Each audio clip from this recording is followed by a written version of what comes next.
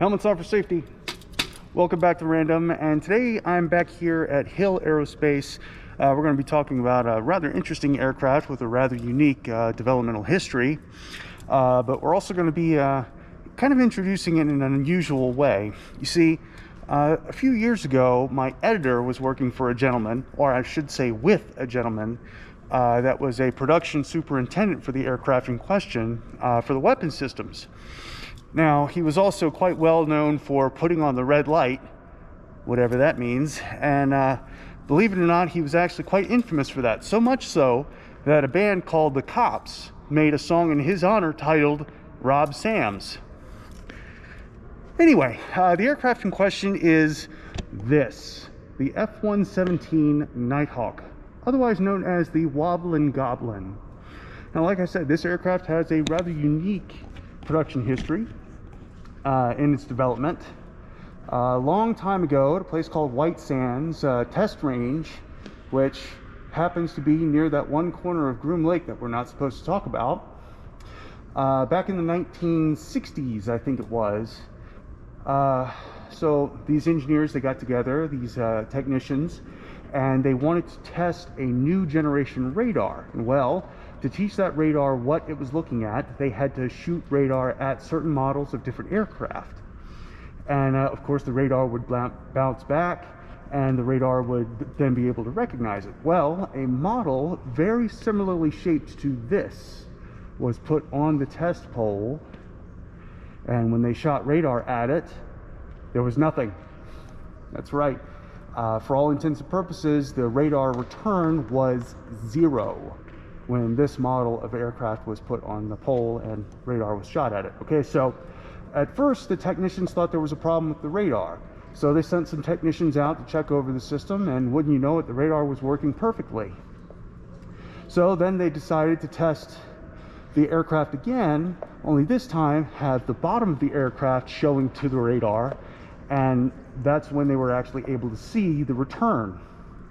Now, after working it out and figuring out exactly what went wrong the first test, what they found out was all of the radar energy was scattered by the shape of the model. That's how radar works, okay? So you hit something with the radar, and what bounces back is what's called the return. The larger return, the clearer the picture. And when there is no return, there is no picture, effectively rendering the aircraft invisible. Now, I say the late 1960s, and if you look on Wikipedia, the F-117 was technically developed in 1972, which obviously is not true. What is actually true about that is Lockheed Martin got together and said, okay, we've got this idea for an aircraft that is invisible to radar. We're going to build 2 working prototypes, and we're going to test it. Well, during that developmental time, from the initial radar tests at White Sands to the flying models available for the Air Force and DARPA to test, the radar got better. So when they hit the radar, the new flying aircraft with the newer radar, it actually generated a return large enough for the radar to say, hey, wait a second, that's not supposed to be there, that looks like a plane. And of course, having an aircraft that you can see on radar that's supposed to be invisible to radar is kind of a bad thing. So Lockheed went back up to the drawing board, and they developed radar absorbent material, which is what the skin of this aircraft is covered in.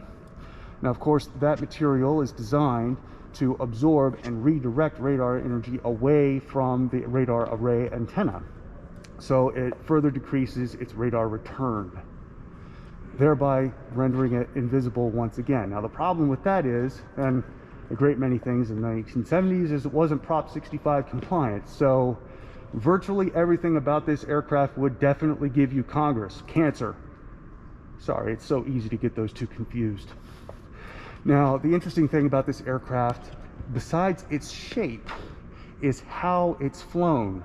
This aircraft, being shaped thusly, actually made it very aerodynamically unstable, particularly when you have to go to refuel it in midair.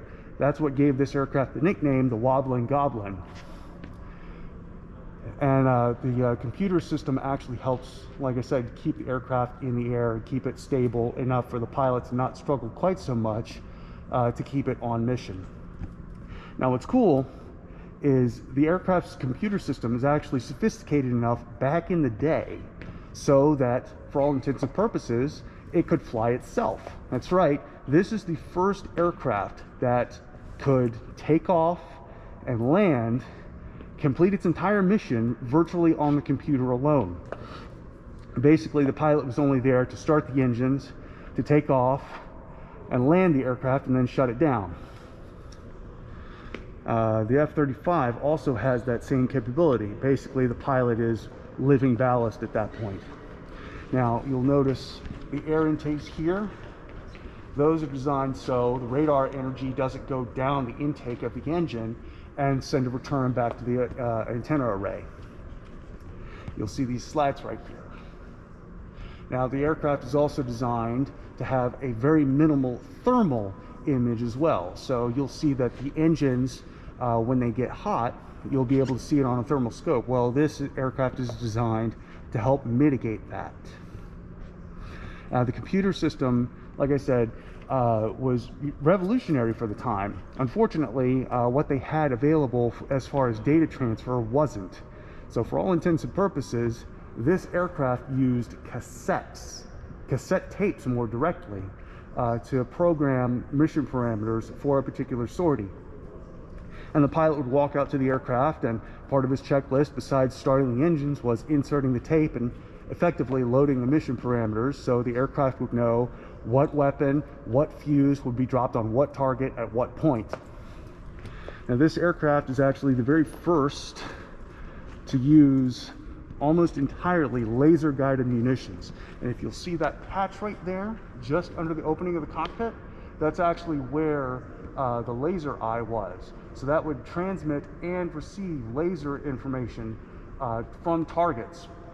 So it would transmit down, the laser energy would bounce back up and register and say, okay, this is what I want to engage, and then the pilot would hit the pickle switch and that target would go bye-bye. Now, there's one problem with laser guided munitions, particularly like that, and that is if anything interrupts the laser beam, fog, clouds, dust, smoke, things like that, it can actually degrade the laser energy return and basically make the weapon go somewhere it's not supposed to.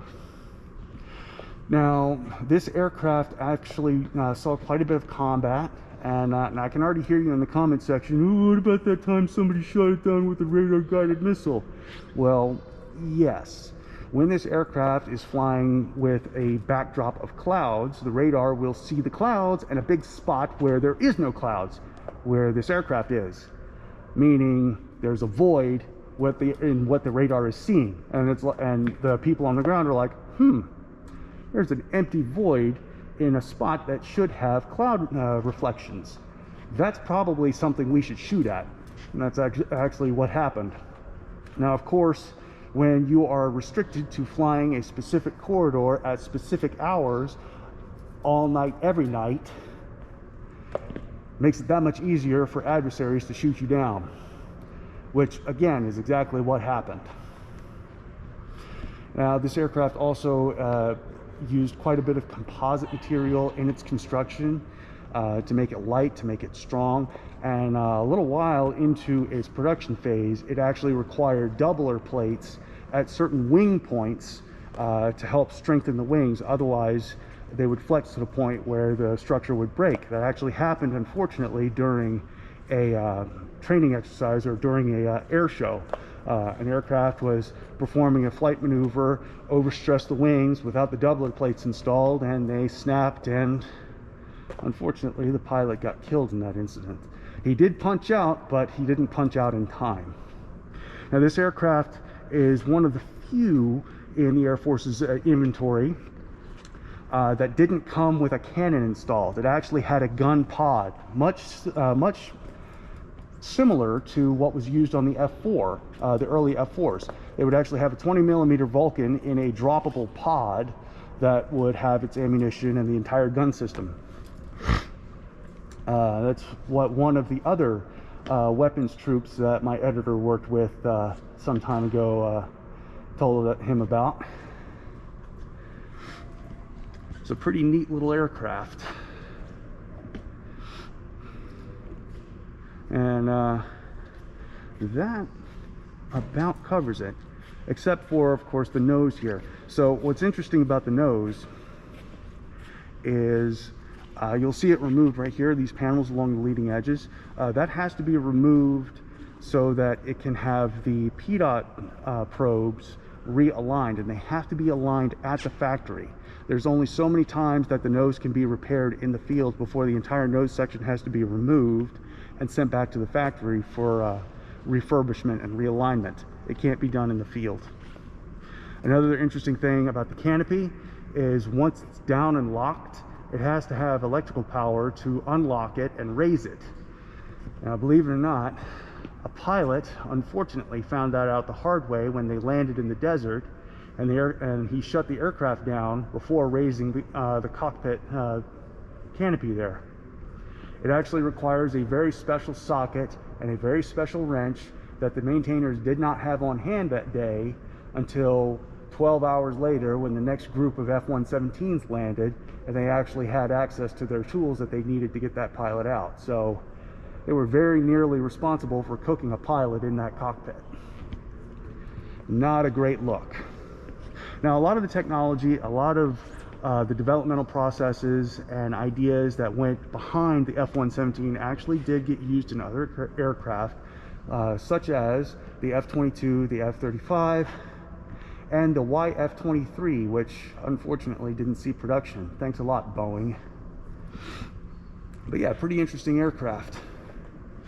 Now, if you like this aircraft, if you like this particular episode, please like, comment, and subscribe. It helps the algorithm, it helps us grow, it helps tell us what we need to know, what we're doing good, what we're doing bad, what we need to change, and so on. Comment down below if you think that I should have a second channel devoted specifically for mechanical wonders like this and many others here at Hill Aerospace Museum. If we get 100 subscribers to this channel or the potential second channel, my editor wants you to know that I will happily submit myself for a Q&A where you can ask questions like, what's the deal with the helmet? Why do you have "For the Republic" etched in the faceplate in Arabic? Can you throw it back in a circle? And the answer to that is no. The last time I did that, the wrong people went to the hospital, so I don't do that anymore. But I hope you enjoyed this episode. And of course, unfortunately, I forgot earlier, if it's 5 o'clock somewhere and you like a cold beverage and groovy tunes, check out Beer and Song of the Day. The link to their channel will be in the description below. And as always, keep it random.